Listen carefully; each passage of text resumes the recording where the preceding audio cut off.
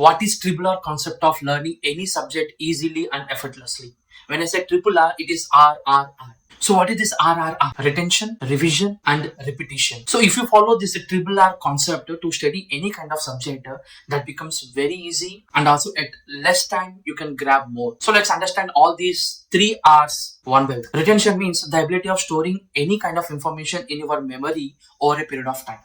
So how well you retain that particular information in your memory, and that depends on the caliber of a student or IQ level of a student. And by following certain tips and strategies, you can have very high retention rate. So retention rate means if you are able to retain large amount of information in your memory for longer period of time, which means that you have high retention rate. If you are unable to remember larger information for a longer period of time, then you have very poor retention rate. So how can you improve your retention rate? Which means that you need to focus on certain strategies that will improve your ability to remember and understanding the concepts. Second R, revision. You all know that whenever we are preparing for any kind of exams, everyone says that go for revision, go for revision. This is very important aspect of learning any kind of subject, because it's not that you have prepared for something and you are ready for the exam. If you did not do revision enough, then you cannot recollect that subject while attending the exam. So this is the most of the students are facing this kind of problem.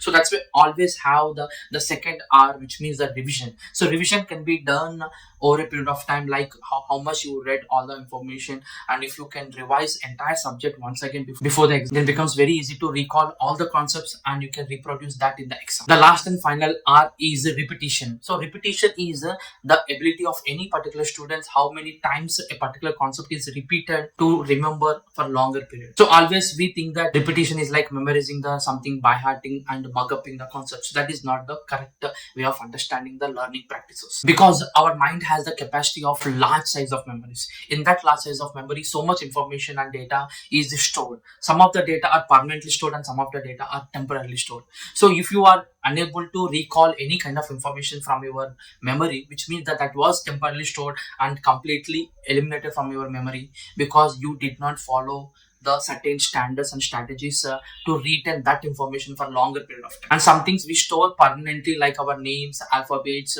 that we have been doing from childhood onwards, that are stored permanently, that cannot be removed from our memory, that is stored in permanent memory. So repetition means understanding concepts thoroughly one by one, and also repeating so many times.